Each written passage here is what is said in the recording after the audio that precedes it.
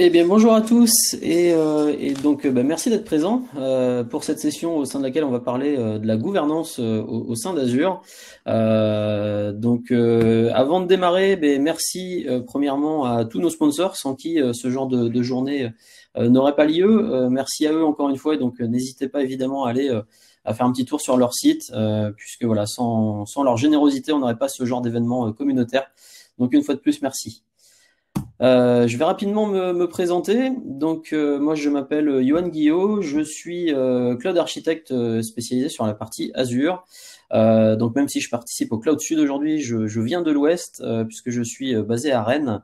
Je suis donc MVP sur la partie Azure depuis 2018. J'ai la chance d'être freelance depuis 2017. Et puis donc pour l'aspect communautaire, je fais partie et je suis membre actif de la communauté AOS et également du MUG Microsoft User Group à Rennes. Donc je vous ai mis également bon voilà le petit Twitter qui va bien, le LinkedIn. Si vous avez des questions ou autres, n'hésitez pas à les poser. Je me ferai un plaisir de tâcher de vous y répondre si je suis déjà passé par là. Et puis donc le lien GitHub qui est important puisque j'y mettrai les slides à disposition dans lesquels vous pourrez retrouver les différents liens que je vais vous exposer et autres, et puis surtout le code, les petits bouts de code qu'on va jouer dans les démos. Donc n'hésitez pas la présentation faite à aller récupérer tout ça. Donc aujourd'hui, on va parler de la gouvernance, mais avant tout, qu'est-ce que la gouvernance? La gouvernance, c'est avant tout prévoir un état final, et c'est surtout appliquer les moyens qui vont me permettre d'arriver à cet état final. Donc pour arriver à cet état final, il y a justement une bible qui est le Microsoft Cloud Adoption Framework, pardon, qui est mise à disposition par Microsoft. Donc dans cette fameuse bible, on va y retrouver donc comment définir une stratégie, comment planifier justement l'état final auquel vous souhaitez arriver. On va vous donner tout un certain nombre de bonnes pratiques autour de la gestion, de la gouvernance, les méthodologies à appliquer, etc., etc., des réels cas d'usage. Ils ne sont pas à leur premier coup d'essai. Vous aurez un certain nombre de rex qui sont applicables là-dedans. Ensuite, donc, il y a un deuxième site que je vous conseille fortement sur lequel aller rendre visite. C'est le GitHub de l'équipe, une partie de l'équipe MS qui met à disposition donc ce qu'on appelle le Enterprise Scale référence. Donc en gros, si vous êtes un peu à court de code, de template ARM, ce genre de choses, vous allez trouver votre bonheur là-bas. En fait, si on y va rapidement, puisqu'on va prendre le temps d'aller y faire un petit tour, vous allez retrouver donc pareil un gros tas de documentation, énormément de templates avec toutes les bonnes pratiques à assigner et à appliquer justement. Donc que ce soit en termes de scope et design, en termes de naming convention, on va en parler par la suite. Si vous voulez créer votre première landing zone au sein d'Azure, voilà, vous arrivez sur Azure, vous savez pas vraiment par où démarrer. Voilà, ici vous trouverez forcément votre bonheur, donc n'hésitez pas.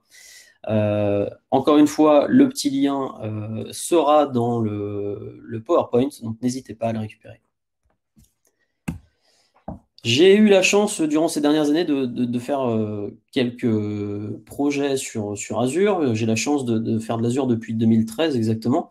Donc si on me demandait aujourd'hui quelles sont les étapes clés ou du moins les étapes qu'il ne faut pas rater quand on met le premier pas sur Azure, même sur le cloud de manière générale, ce sont les suivantes. Donc je dirais que premièrement, la première chose à laquelle il va falloir penser, avant même de commencer à créer quoi que ce soit sur Azure, c'est une naming convention. Une naming convention, pourquoi? Vous le verrez, hein, quand vous allez d'ores et déjà créer une souscription Azure, la première chose qu'on va vous demander, c'est d'ores et déjà de nommer cette fameuse souscription. Donc, si vous n'avez pas commencé à réfléchir à tout ça au préalable, que vous êtes sur le fait accompli et que vous allez y mettre un peu n'importe quoi, on verra dans la slide suivante que vous risquez vite d'être perdu quand vous allez commencer à monter en charge. Définir une hiérarchie. Alors pourquoi c'est important? Définir une hiérarchie. Aujourd'hui, peut-être que vous n'aurez qu'une souscription. Qu'en sera-t-il dans 5 ans? Est-ce que c'est dans 5 ans qu'il faudra se poser la question de la hiérarchie à appliquer pour les 10, 15, 20, 100 souscriptions que vous aurez dans le futur? Donc pour ça, moi, je vous invite fortement à aller jeter un œil sur les management groups et on va aller voir tout ça en démo par la suite. Ensuite, chose très importante, c'est l'identification de mes ressources. Alors certes, la naming convention va fortement m'aider à cela, Cependant, il y a un certain nombre de choses que je vais pouvoir faire via les tags notamment et autres, qui vont me permettre d'identifier plus simplement mes ressources et de manière un peu plus user-friendly. Chose très importante également, la gestion des locks. Comment est-ce que je protège mes ressources clés? Comment est-ce qu'une de mon backbone, l'interconnexion, etc. Comment est-ce que je m'assure que le petit stagiaire avec un peu trop de droits, il va pas venir me faire n'importe quoi? Ben, tout ça, je vais le gérer avec des locks. Comment est-ce que sur le long terme, j'assure une compliance? Comment est-ce que je gère voilà, les choses interdites, les potentiels naming convention et autres? Ben, tout ça, on va voir ça avec les fameuses policies. Comment est-ce que j'identifie mes assets? Donc, bon, au démarrage, premier projet Azure, je vais peut-être avoir une centaine de ressources. Je peux encore m'en sortir avec une bonne naming convention. Avec plusieurs dizaines de milliers de ressources, même avec une bonne naming convention, on va voir que on a intérêt d'avoir une bonne gestion de tout ça pour aller retrouver ces petits, notamment au travers des différentes souscriptions qu'on pourrait avoir eu à créer durant ces années. Et puis ensuite, bah, finalement, le nerf de la guerre, hein, la gestion des coûts. Comment est-ce que je gère mon argent et surtout comment est-ce que je fais plaisir à mon FinOps? Je sais qu'il y en a. Et bien, on va voir tout ça avec Azure Cost Management. Donc, première chose, comme je vous l'évoquais, la naming convention. Alors, comme je vous le disais, quoi que vous allez créer sur Azure, on vous demandera un nom. C'est le cas pour la souscription. Ça va être le cas pour le resource group. Ça va être le cas pour les rules au sein des NSG. Donc évidemment, ça va être une des premières choses à laquelle il va falloir songer et qu'il va commencer à falloir mettre sur papier avant de démarrer, puisque, comme vous le savez, ou pas, l'intégralité des ressources qu'on va nommer sur Azure ne sont pas renommables, malheureusement. Donc effectivement, on va être assez souple pour créer à foison de la ressource, ça n'y a pas de souci. Pour les renommer, effectivement, ce sera autre chose. Donc pensez automatisation en priorité et non pas lisibilité. Alors pourquoi? Avoir des choses de lisibles, avoir une petite VM qui s'appelle DC01 je ne sais quoi, effectivement, le DC, bon, ça nous dit que c'est un domaine contrôleur, c'est parlant. Par contre, est-ce que c'est réellement automatisable, puisque bah, l'intégralité de mes VM ne vont pas être nommées DC, donc ça veut dire qu'il va falloir que je gère différents use cases. La question est à se poser effectivement avant de commencer à déployer de manière très large sur Azure. Pour le côté humain, moi je dis toujours que les tags sont là. Une naming convention, elle n'est pas là forcément pour être user-friendly. Elle est essentiellement là pour vous permettre d'automatiser et de faire du at scale. Par contre, elle ne va pas être là pour rendre ça très lisible pour le copain. Autre chose également, ne voyez pas trop petit, pensez toujours au futur. Alors pourquoi? Bah, tout simplement, plutôt que de se partir sur une naming convention et de nommer une VM VM1, bah, préférez un VM 001 par exemple, ce qui vous donne plus de simplicité, ne serait-ce que pour déjà d'une. Ça vous permet de voir grand, puisque effectivement, bah, quand vous allez commencer à scripter tout ce petit monde, si on n'a pas réfléchi à tout ça et qu'il faut dans 1 an, 2 ans, 3 ans revoir l'intégralité des templates, c'est moins fun que de l'avoir prévu dès le départ. Tenir à jour votre naming convention. Alors la naming convention, effectivement, elle va être updatée à chaque fois qu'il y aura de nouveaux services. Et Dieu sait qu'on a des nouveaux services qui apparaissent quasiment tous les mois. Donc ça, pareil, n'hésitez pas à jeter un œil sur ce qui pourrait sortir, ce que vos petits amis déploient aussi sur les souscriptions Azure, puisqu'on n'est pas forcément toujours au courant de ce qui est existant. Donc je vous ai mis 2 petits liens sur les slides. Premier lien donc sur la documentation officielle, les documentations officielles pardon, de Microsoft au sujet de la naming. Ensuite, chose importante, avant de démarrer, définir une hiérarchie. Alors, est-ce qu'on va préférer une hiérarchie avec une mono-souscription et puis donc l'intégralité de mes BU, l'intégralité de mes environnements et donc l'intégralité de mes ressources groupes au sein d'une seule et même souscription? Est-ce que je vais préférer avoir une seule souscription par BU potentiellement? La question doit être posée avant même pour pouvoir déposer des fondations et donc créer potentiellement les management groups dans l'ordre qu'on va en avoir, dont on en aura besoin, pardon. Donc n'hésitez pas effectivement à tirer parti des management groups. Pourquoi? Tout simplement parce que les management groups, on le verra tout à l'heure dans la démo, mais vont vous permettre d'avoir une gestion centralisée des accès. vont vous permettre de gérer de manière centralisée tout ce qui est policy. On va le voir aussi par la suite, les policies, ce qu'on peut en faire. Vont vous permettre de centraliser, là je pense aux amis du FinOps, l'analyse des coûts. Donc plutôt que d'aller faire un cumul des souscriptions de production, bon, ben, on va se créer un management group production dans lequel on aura l'intégralité des souscriptions de production et auquel cas le coût il est remonté automatiquement sur la souscription potentiellement de production. On va avoir également une gestion centralisée des logs, ce qui est toujours intéressant pour le monitoring et autres. Et puis, on aura capacité, c'est pas si vieux que ça, à aller faire du déploiement en ARM templates au niveau directement des management groups. Donc, encore une fois, pour ce faire, le petit lien qui va bien, vous avez une documentation qui est fournie par Microsoft sur le Subscription Decision Guide, où on va vous aider voilà, à justement tirer parti des management groups, quelles sont potentiellement les bonnes stratégies à adopter. Donc, vous retrouverez tout cela à cet endroit. Et encore une fois, tout ça dans les slides. Ensuite, il y a une chose que je vous montrerai également en démonstration, mais qui est quand même bonne à rappeler. N'hésitez pas à protéger votre hiérarchie de management group. Je m'explique. Créer des management group en tant que n'importe quel autre owner de souscription aura la capacité à créer un management group.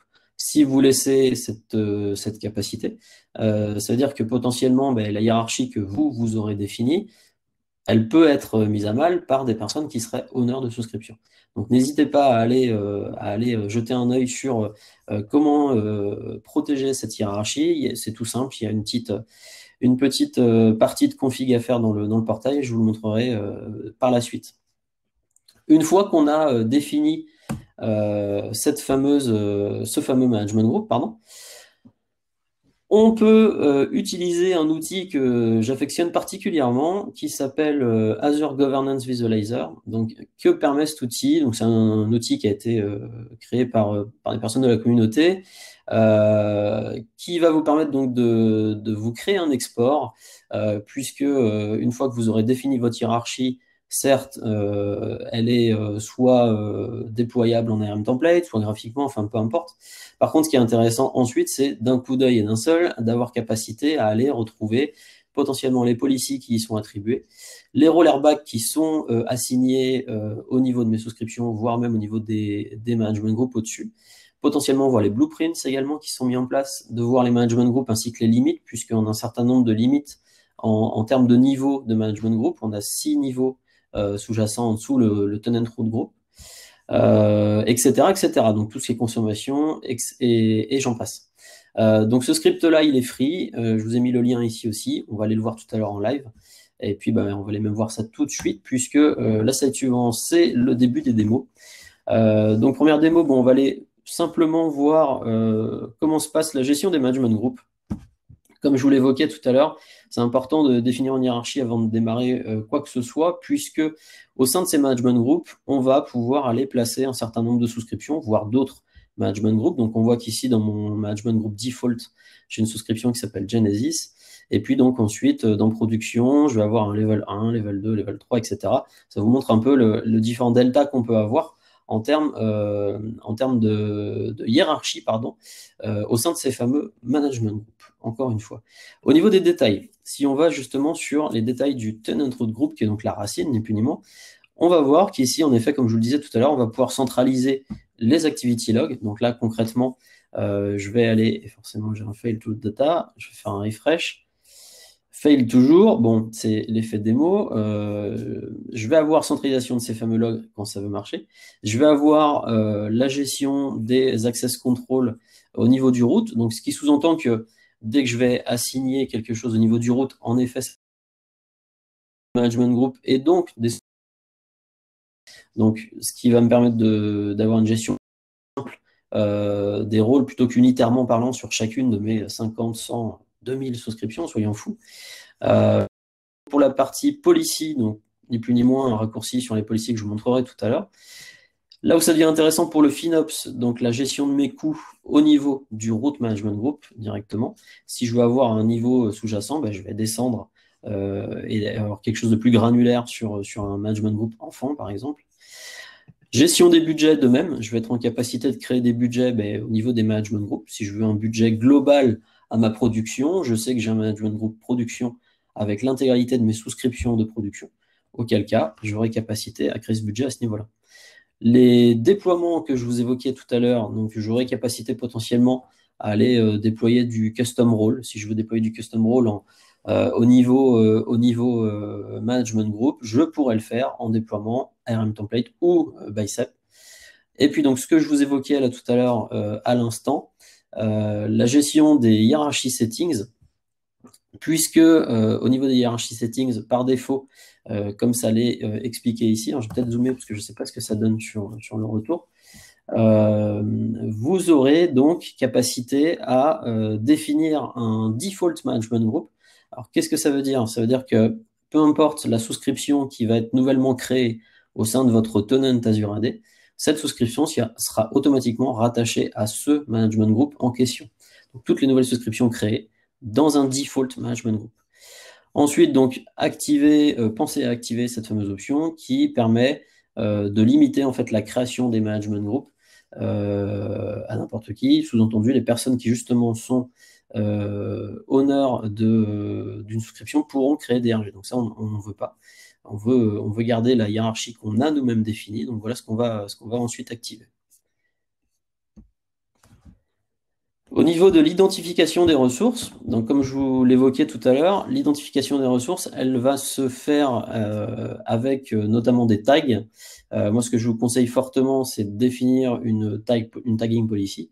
Donc, évidemment, commencez à penser aux tags dont vous pourriez avoir besoin, que ce soit côté FinOps, que ce soit justement pour avoir quelque chose de plus user-friendly, puisque quand vous aurez automatisé votre naming convention et tout sera déployé par code, ce ne sera pas forcément sexy, en effet. Cependant, pour vous donner des descriptions, vous donner le rôle exact d'un serveur ou autre, je vais passer par les fameux tags. Les tags, dès que vous pouvez, le seul conseil que je vais vous donner, c'est automatisez-les. C'est suffisamment fastidieux à gérer, c'est pas l'éclate. Donc un certain nombre de tags qu'on peut automatiser, en exemple, vous avez le fameux update. La fameuse question, quand vous aurez forcément quelqu'un qui vous la posera. Cette VM-là, elle est là depuis quand? Qu'est-ce qu'elle fait? À qui elle est? Potentiellement, justement, pour le fameux ça date de quand? Le creative. Je vais vous montrer par la suite dans la démo comment est-ce qu'on est capable de gérer ça par Azure Policy. Pour répondre à la question du elles sont à qui les ressources sur la sandbox, celles qui coûtent 3 000 € mensuels, vous avez capacité, pareil, à automatiser tout ça en automatisant la création d'un tag created by. Pour faire simple, je ne sais pas si on aura le temps de le voir dans la démo, mais on a capacité, et je vous invite fortement à aller voir de ce côté-là, via Event Grid, vous avez tout ce qui est event-based, donc tout ce qui est basé sur événements au sein de la plateforme, et géré et peut-être géré par Event Grid. Event Grid est capable de détecter un certain nombre d'actions qui seraient faites manuellement ou de manière automatisée sur la plateforme, donc à savoir sur la souscription. Potentiellement, on va être en capacité de détecter une création de virtual machine, auquel cas, derrière, on va être capable d'aller launcher soit une logic app, soit une function, soit peu importe. Et on va être capable de trapper donc, dans l'événement le initiated by, parce que vous allez retrouver dans les fameux activity logs, vous aurez toujours un événement initié par. Et de ce fait, c'est bingo, on a trouvé la personne qui a initié le déploiement, et auquel cas, on est capable de récupérer cette valeur et automatiquement aller taguer le fameux tag created by avec cette valeur. Toutes les ressources ne sont pas supportées par le tag. Pareil, je vous ai mis le petit lien qui va bien avec la doc officielle. Vous avez un tableau complet. Ce qu'il faut retenir, c'est qu'on a à l'heure actuelle une limite de 50 tags par ressource, ce qui laisse un peu de marge. Bon, je n'ai pas encore trouvé de client qui arrivait à les utiliser. Donc voilà, faites-vous plaisir, laissez libre cours à votre imagination. Mais encore le mot d'ordre, c'est automatisez-les dès que vous pouvez, puisque vous verrez que c'est rapidement fastidieux. Même si, en effet, les tags sont quand même là pour vous faciliter la vie. N'hésitez pas à en tirer parti. La protection des ressources clés, donc je l'ai évoqué rapidement tout à l'heure. Ce qu'il faut retenir, donc, c'est 3 niveaux pour les locks. Vous pouvez créer des locks au niveau souscription, au niveau ressources groupe ou au niveau ressources. On va retrouver 2 types de locks, le cannot delete et le read only. Donc le cannot delete, pour faire simple, vous pouvez lire et modifier une ressource, mais vous ne pouvez pas la supprimer. Cependant, attention, il y a souvent des gens qui font pas le distinguo. Le cannot delete appliqué sur une VM, par exemple, ça veut dire que vous ne pourrez pas supprimer la VM. Par contre, et vous pourrez donc aller évidemment lire la VM, mais vous ne pourrez pas la supprimer. Par contre, vous pourrez tout à fait être en capacité, si vous en avez les droits évidemment, d'aller supprimer des disques ou autre chose qui serait rattaché à cette VM. Ce qu'on va protéger, c'est les sources liées et attachées. Donc pour ça, si vous voulez vraiment empêcher quelques sur une VM, là on va mettre en place du read-only. Donc effectivement, le read-only va vous permettre de lire la VM, il n'y a pas de souci. Par contre, en effet, supprimer ni de la modifier. Donc en l'occurrence, on ne pourra pas modifier le nombre de disques, détacher, rattacher et autres. Pareil, lien officiel vers la documentation. Ensuite, sur le long terme, comment est-ce qu'on va assurer la compliance? Eh bien, le meilleur ami de la compliance sur Azure, ça s'appelle Azure Policy. Donc Azure Policy vous permettra d'auditer et ou de remédier. Donc quelques petits exemples, là on va être en capacité de mettre en place des limites, que ce soit des tailles de VM disponibles. Donc je pense au fameux exemple sur la Sandbox. Est-ce que de la série G à 12 000 euros, c'est réellement nécessaire, sachant que l'erreur est vite arrivée? Mettre en place des audits, donc typiquement pour la Sécu qui a besoin d'aller auditer le fait que les DB doivent être tous chiffrés, c'est un prérequis. On va être capable d'aller auditer tout ça avec les policies. Mettre en place des remédiations, je pense aux remédiations automatiques, donc par exemple des tags par défaut. On est tout à fait en capacité, via les policies, d'aller faire ce qu'on appelle du append, et je vais vous le montrer, pour venir automatiser l'ajout d'un tag dès qu'on aura un nouveau déploiement. Pareil, quelques petits exemples sur les policies, donc sur le GitHub, à disposition également. Je vous ai mis également le lien de l'équipe officielle pour les fameuses policies. Alors, il y a quelque chose de nouveau sur les policies et qui m'a fait extrêmement plaisir, qui est arrivé fin décembre, je crois, ou janvier, je ne sais plus exactement.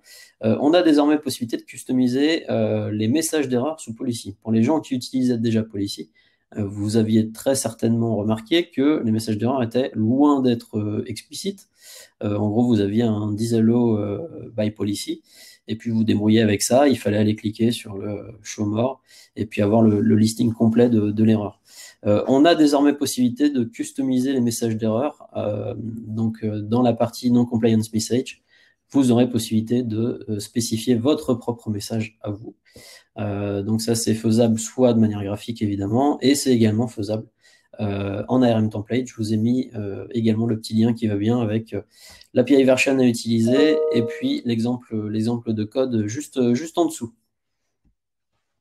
Et puis, on va passer à la démo, puisque vaut mieux faire de la démo que de longs discours. Donc, on va prendre un exemple assez simple. On a parlé des naming conventions, on a parlé des policies. Du coup, je me dis, tiens, est-ce que ce serait pas intéressant de mettre en place une policy qui va aller empêcher tout le monde de faire n'importe quoi? Donc, cette policy, qu'est-ce qu'elle va faire?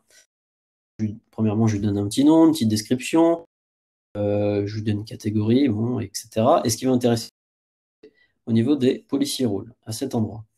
Donc ici, qu'est-ce que je vais faire? Donc si le champ de type, Microsoft.ressources/subscription/ressource group, donc en l'occurrence, si je suis en train de travailler sur un ressource group, que le champ name ne matche pas avec le pattern ci-dessous, à savoir RG-3 caractères-3 lettres, alors du coup, je fais un deny. Donc ça veut dire tout simplement que si la personne qui essaye de me créer un ressource group, que ce soit via le portail CLI, PowerShell ou ARM template, qu'elle ne respecte pas cette convention-là, automatiquement, elle va se prendre un deny. C'est aussi simple que ça.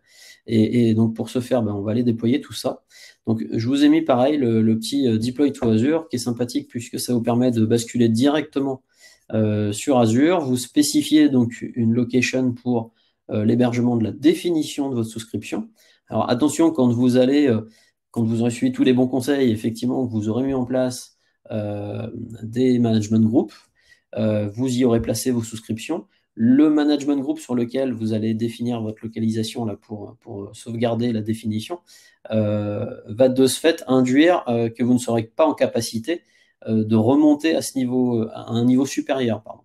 Donc potentiellement, si la définition de ma policy, là je la mets au niveau level 5, en effet, je ne pourrais pas appliquer cette fameuse policy sur une souscription qui serait contenue dans Default, dans MVP ou dans tout autre management group qui serait un cran au-dessus. Donc moi, pour pas m'embêter, je vais mettre ma définition au niveau tenant root group. Et puis comme ça, je suis certain d'arroser l'intégralité de mes souscriptions. Alors encore une fois, pareil, hein, c'est vraiment pour les besoins de la démo, c'est pas une bonne pratique. Et puis donc je vais retrouver automatiquement ma définition de ce niveau-là.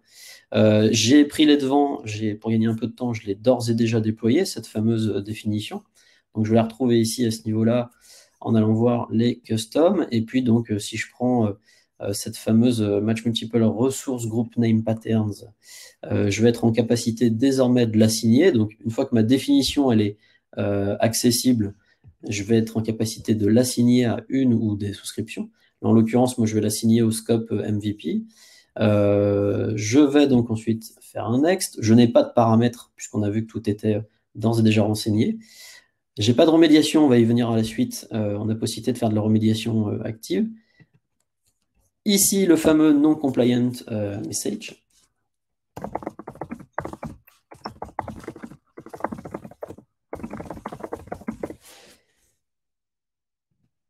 Suivant et create. Donc de ce fait, désormais sur la souscription, alors on va les tester si c'est plus ou moins actif rapidement. J'ai un doute, mais on va quand même tester. Donc là, une création de ressources groupe sur ma souscription MVP. En toute logique, je serais contraint d'utiliser donc RG- on a dit 3 caractères 3 chiffres. Donc ça, ce serait passable. Seulement, moi, j'ai décidé de n'en faire qu'à ma tête. Et donc, je ne vais pas respecter la naming. Et puis, donc, on va tenter, voir si c'est déjà actif. Honnêtement, j'ai un doute. Voilà, ça devrait passer. Bon, c'est pas un problème puisque je l'avais anticipé. On va aller voir ça sur une autre souscription, la souscription dev. RG1. Voilà, et donc là, en effet, je me prends un fail to create resource group. Pourquoi? Parce que tout simplement, j'ai mis en place une fameuse policy. Cette fameuse policy, j'ai pas le droit d'aller créer ce resource group parce que c'est disallow par policy. Le fameux message qu'on peut modifier, qui va se trouver ici. On vous donne un peu plus d'infos, on vous dit qu'en effet, il faut respecter la naming, et puis donc tout simplement, vous n'êtes pas dans les gonds, puisque vous n'utilisez pas un de ces patterns. Donc là, si je reprends ce pattern-là, donc un RG-cloud LOU, pardon, parce que je n'ai autorisé que 4 caractères, ça devrait passer. Et en effet, là, j'ai bien le droit de créer un RG-4 caractères. Donc ça, c'est pour la partie policy. Ensuite, au niveau des policies, comme je vous disais tout à l'heure, on a un peu plus de choses qui sont faisables et on va aller le voir tout de suite. Au niveau de la naming, donc on vient de le voir. Au niveau, je vous en parlais tout à l'heure, des fameux tags, on a possibilité d'aller faire du deploy if not exist. Alors, en quoi va nous servir le deploy if not exist? Un exemple assez simple et concret, je veux faire de la remédiation automatisée. Cette fameuse remédiation automatisée, elle va se baser sur quoi? Moi, je pars du principe que tout ce qui comporte un tag environnement égal à production, je veux que ce soit loqué, puisque je pars du principe que si c'est de la production, on ne doit pas pouvoir faire de bêtises et de supprimer par inadvertance quelques ressources que ce soit. Donc, je veux automatiquement créer un lock. Je sais pertinemment que mes DevOps, ils vont potentiellement ne pas oublier ce lock. Par contre, ce ne sera pas le cas des gens qui vont faire du clic-bouton. Automatiquement, je veux que ce soit appliqué. Donc, qu'est-ce que je vais faire? Pour toutes les ressources de type ressources, à partir du moment où j'ai un field, donc à savoir le fameux tag name, avec telle valeur, alors un deploy if not exist. Et donc le deploy if not exist, qu'est-ce qu'il va faire? S'il ne trouve pas de lock cannot delete, c'est pas grave, il va passer au déploiement de manière automatisée. Donc il va automatiquement me déployer ce bout de code, donc en l'occurrence un fameux lock. Alors comment ça se passe? De manière assez simple, dans la policy, je vais retrouver ici une policy. Automatically deploy lock on response group. Vous voyez que je l'ai assigné à ma souscription MVP. Je lui ai en effet défini un certain nombre de paramètres. Là, en l'occurrence, dans celle-ci, bah, si on y revient, si on y revient, on voit qu'on a deux paramètres, tag name, tag value, donc qui sont les deux paramètres sur lesquels je veux triguer. Donc moi, j'ai spécifié le tag name env et la valeur prod. De ce fait, de manière assez simple, si je retourne au niveau de mes ressources groupes, j'ai un ressource groupe qui match, à savoir que, si je reviens un petit peu en arrière, au niveau de la compliance, on voit qu'ici, je suis passé en vert parce que je l'ai appliqué ce matin. Donc là, concrètement, je vais avoir en fait un état de policy au niveau compliance. Pourquoi? Parce que j'avais potentiellement au préalable un ressource groupe tagué environnement prod, mais qui ne portait pas de lock. Et c'est pas grave, puisque je vois ici que j'ai eu donc une action, un événement, qui a été le déploiement de cette de ce fameux lock. Donc ici, hop là, je vais switcher d'onglet de manière assez simple dans ce fameux démo. Ce fameux démo, il a un tag environnement prod et désormais il a un lock, un ressource lock de type cannot delete qui a été automatiquement créé. Et donc comment on sait que ça a été automatiquement créé? Tout simplement, on va aller voir à ce niveau-là dans les activity logs et on voit que j'ai donc un type deploy if not exist, policy actions. Donc, qu'est-ce qu'on a eu exactement? On a eu un trigger de la part du policy qui a donc détecté qu'on avait un ressource group avec le tag qui va bien, mais qui n'avait pas de lock. Donc, de ce fait, automatiquement, il a procédé lui-même à au fameux déploiement deploy if not exist, dans lequel il est venu nous créer, donc c'est là ici qu'on le voit, créer deployment, le fameux lock manquant. Donc, pour cette partie-là, la chose à faire quand on a du deploy if not exist, vous le verrez, c'est qu'on vous demande effectivement une identité à utiliser, puisque automatiquement, en fait, la policy va se voir attribuer une assignation de droit, une assignation de droit pour être en capacité d'aller déployer juste manquant ou tout autre élément que vous voudriez y ajouter. Et puis donc automatiquement, quand la remediation, vous aurez capacité à créer ce qu'on appelle une remediation task. Et donc, c'est au sein de cette fameuse remediation qu'on va venir automatiquement créer là où les ressources manquantes. Donc ici, je vois en effet que j'ai eu une tâche qui a été déployée et pas plus tard que quelques heures, puisque je l'ai fait ce matin, donc sur le ressource groupe de type, la ressource de type ressource groupe nommée démo. Donc voilà pour cette partie policy. Comme je vous l'évoquais également, une fois qu'on a mis en place une hiérarchie, c'est sympathique, qui s'appelle justement, je suis en train de l'ouvrir en parallèle, qui s'appelle le AZ GovVis, le Governance Visualizer. Donc là, ça va pas être très lisible. J'en ai fait la promo tout à l'heure, donc ça va être assez sympathique puisque en effet, tout ce que j'ai vu tout à l'heure là au sein des management group, je vais avoir capacité de manière assez simple à le retranscrire au format graphique avec ce fameux script. Et surtout, ce qui m'intéresse, c'est que ça va me permettre d'aller lister l'intégralité des policies. Alors, je suis désolé pour la visualisation, c'est pas top.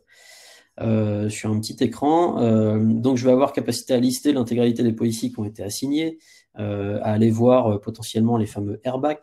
Encore une fois, sur les airbags, j'ai même capacité à aller télécharger au format CSV l'intégralité des rôles qui seraient assignés sur les différents scopes de mes hiérarchies. Donc, c'est assez puissant. Je vous invite fortement à aller y faire un petit tour et à l'exécuter, ce script.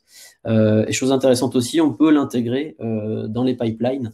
Donc pareil, n'hésitez pas à aller faire un tour sur la doc officielle, il vous explique tout ça très bien. Hop là. Donc au niveau de l'identification des assets, je vous en ai parlé tout à l'heure, l'identification des assets, elle peut se faire avec PowerShell, effectivement, mais je vous conseille quand même fortement de vous pencher sur Azure Resource Graph. Pourquoi? La force d'Azure Resource Graph, c'est que vous aurez une visibilité de l'ensemble des ressources au travers des différentes souscriptions, et donc sous-entendu au travers de l'intégralité de votre hiérarchie, à condition évidemment que vous ayez les droits nécessaires à aller browser l'intégralité de la hiérarchie. Cependant, si vous l'avez, effectivement, là c'est jackpot, puisque vous aurez le visu global sans avoir à aller unitairement dans chacune des souscriptions, de jouer vos petites requêtes.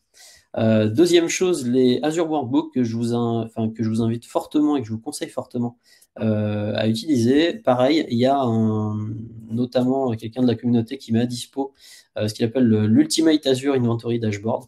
Alors ce fameux, pourquoi on va aller y faire un tour. Montrer également, vous allez voir le site web. Les fameux workbooks, vous allez trouver ça dans Monitor et ensuite dans ici Workbook. Vous avez un certain nombre de workbooks qui sont créés by design. Pareil, je vous invite à aller faire un petit tour là-dedans et vous aurez capacité à créer vos propres workbooks. Et en l'occurrence, moi je l'ai créé ici, donc j'ai recopié ni plus ni moins le code qui a été fourni et voilà ce que ça va vous donner. Donc de manière assez simple, vous aurez capacité à aller faire un filtrage par exemple sur l'intégralité des souscriptions ou tout simplement scoper une souscription. Donc là que je vois en l'occurrence que si je sélectionne toutes les souscriptions, j'ai en tout et pour tout 167 ressources. Bon, ok, certes. Je vais retrouver le listing complet de mes ressources groupes et le count au sein de chacune des souscriptions. Et surtout, ce qui va m'intéresser, c'est potentiellement d'avoir un petit reporting sur le nombre de ressources au travers de ces fameuses souscriptions. Et là où ça devient vraiment extrêmement intéressant, c'est au niveau du compute. Vous voyez que vous avez possibilité d'aller lister, par exemple, les fameuses VM, de lister vos VM et puis donc potentiellement d'aller lister le storage associé, etc. etc. Vous aurez la même chose sur la partie pass, networking, et puis donc potentiellement tout ce qui est tag qui va être dans ce cas extrêmement intéressant, puisque une fois que vous aurez donc évidemment automatisé l'intégralité de vos tags, vous aurez capacité à faire de jolis reporting. Donc, chose intéressante et assez simple d'utilisation, c'est à la création de vos nouveaux workbooks. Vous verrez, il y a un certain nombre de documents qui traitent de ça, mais de manière assez simple, on va être en capacité d'aller faire des queries. Et donc, ces queries, moi, ce que je trouve extrêmement intéressant, c'est qu'il y a beaucoup de choses à dispo. Vous allez pouvoir faire de la query au sein des activity logs. Au sein d'Azure Resource Graph, on vient d'en parler tout à l'heure, je vous ai mis la doc officielle, vous serez en capacité d'aller faire des queries avec le langage Cousteau. Et chose très intéressante, vous serez en capacité de faire des calls en REST API. Donc un exemple très concret, on a parlé tout à l'heure des fameuses policies. On l'a vu d'ailleurs au sein des policies, on a possibilité d'avoir un état de compliance. Donc typiquement, je vois qu'ici, je ne suis pas très bon élève, on a parlé tout à l'heure des fameuses policies de création automatique du tag created date. Je l'ai mis en place ce matin, ce qui fait que j'ai un taux de compliance de 0%, super. Ici, j'ai le listing complet de mes ressources, donc en effet, ça m'intéresse. Par contre, je n'ai pas de capacité à faire d'export de tout ça. Moi, j'ai trouvé une utilisation intéressante des workbooks, c'est justement d'aller en REST API faire une query sur ces fameux résultats de compliance d'Azure Policy, et vous avez capacité en fait au sein des workbooks, chose assez des CSV. Vous avez un joli petit icône, alors je ne sais pas s'il apparaît ici, dispo ou pas. Voilà, vous avez, voilà, c'est pas un très bon exemple, j'ai pas de data, vous avez capacité à aller télécharger de manière directement les résultats en CSV. Donc ça vous permet de faire des choses assez sympathiques de ce côté-là.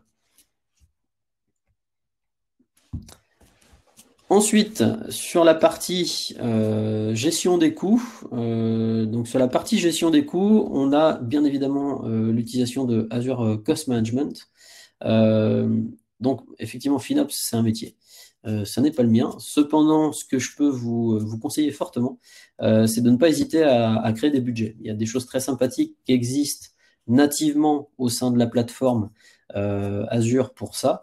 N'hésitez pas à les utiliser. Les budgets encore et toujours, pourquoi? Parce que on aura capacité, si vous utilisez correctement les management groups, je vous l'ai montré, vous aurez capacité potentiellement à ce niveau-là, et il y a plusieurs niveaux d'ailleurs, mais si on prend cet exemple concret, à créer des budgets. Donc au niveau de mon scope management group default, je vais aller potentiellement créer un budget qui va aller hop,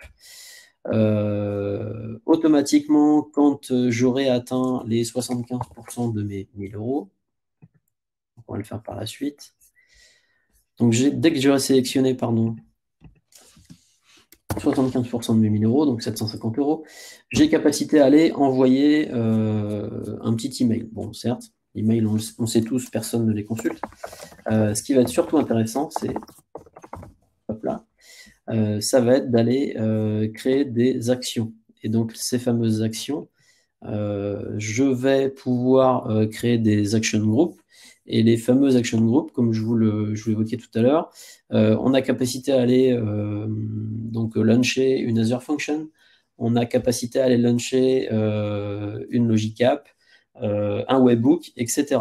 Donc on peut très bien imaginer d'avoir un budget spécifique qui est arrêté, et puis donc à 75% de consommation du budget, on va potentiellement commencer à aller stopper un certain nombre de ressources qui ne seraient pas taguées comme production.